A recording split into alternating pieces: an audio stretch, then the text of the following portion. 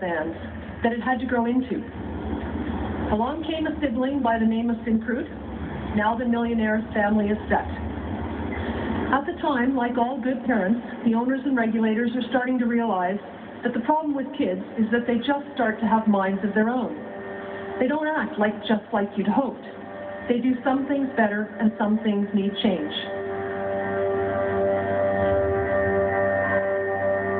Has our need for oil become greater than our need for water? Fresh water has already become a scarce resource. We think of it as being infinite, but of the world's total water supply, only 0.5% is accessible fresh water. The oil sands mining operations use up to 4 barrels of fresh water to produce 1 barrel of oil. This water comes from the Athabasca River system, which is fed from glaciers at the base of the Rocky Mountains. Not only does the industry suck up large quantities of fresh water, but it will soon produce more carbon emissions than all of Canada's passenger cars combined. The oil produced by industry contributes to a cycle of consumption that accelerates climate change, further destroying the very glaciers that feed this delicate cycle.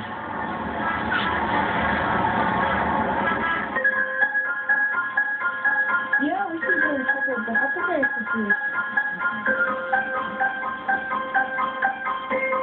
Down there.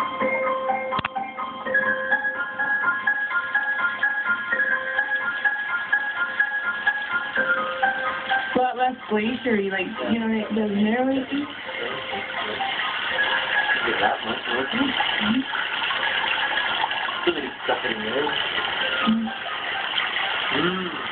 Yeah, it has a spicy flavor or something to it. I don't know. Different.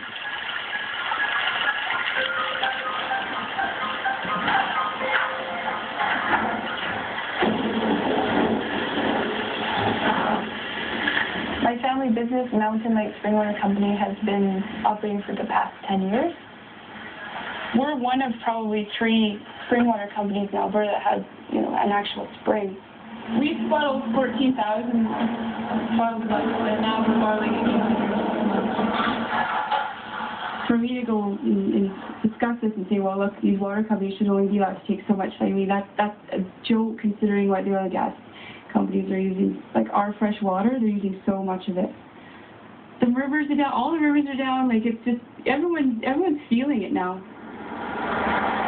So, yeah, that's basically what it's all about. There's an oil rig there, it's right next to our spring. Nobody told us about it. We're really concerned. We haven't seen any data at 6 yet, and nobody seems to know who's responsible for protecting the water up there, and nobody wants to take this on, and the EUB's hanging up on me.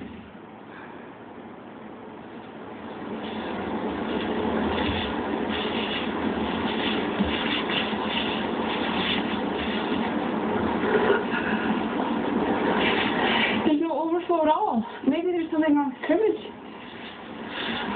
Oh no. No. Holy sh... No? There's nothing in there.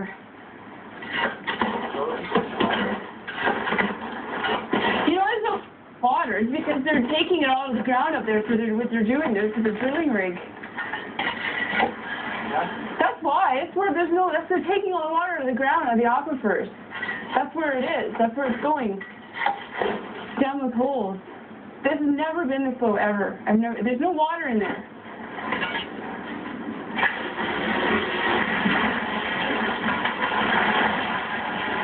Oh my God.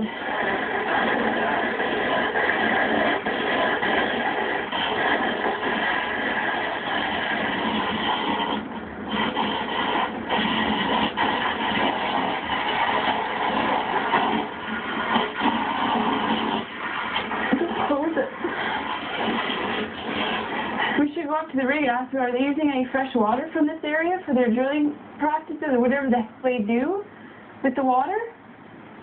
I mean, it goes down a bit, the flow goes down a bit in the winter, but not like that. Let's go then. Because it wasn't like this before they even put that rig up.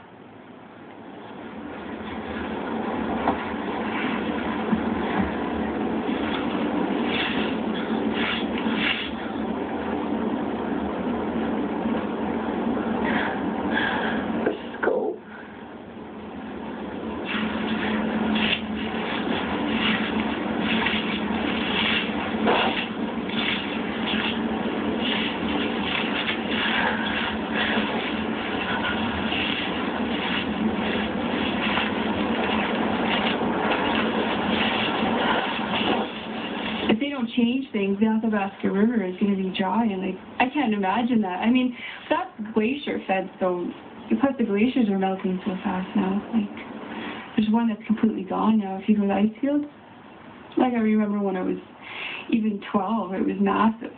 You know, it's melted down that much, so I don't know. The main argument against limiting greenhouse gas emissions has been that it would hurt our economy. That's the reason U.S. President George Bush gave for backing out of the Kyoto Protocol. And it's why Prime Minister Stephen Harper has said that any action against climate change would have to happen without harming the Canadian economy. Canada has spent $6 billion on carbon emission reduction programs, but has met none of its targets for 15 years.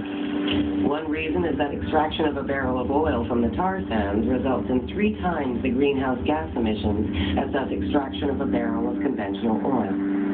Near the oil sands is the Athabasca Glacier, part of the Columbia ice fields, one of the world's largest storehouses of fresh water. With a warming climate, the glacier has already receded 1.5 kilometers and lost half its volume.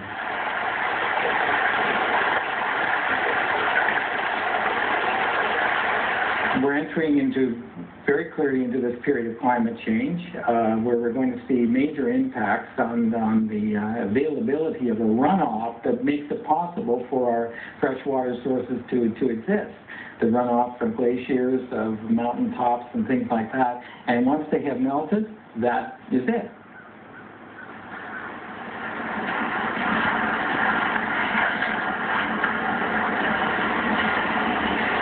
The land looks lonely. Yeah, it's so bad. I just look at the shoreline here, I can see how much water has been gone. Yeah, looks like it's been gone about 8 to 9 feet. That island way back over there, it used to be just surrounded by water, now it's all land. And when I come here and think about it, it makes my heart cry. So all what was given to us is destroyed just because of one thing, oil. Why?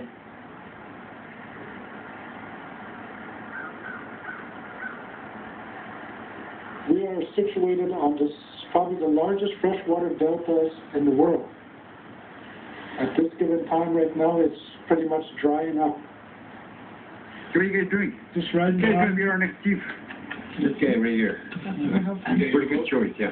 I think so. I would take my glasses. Respect here. Talk to you later. I'm quite sure that many of our people are feeling that the chiefs are selling us out big time. They feel very discouraged. Well, people are looking for change, and what they see in me is they see that I could bring those changes to the people. I will not hand over to cater to industry, because my people are at stake. Our livelihood is at stake.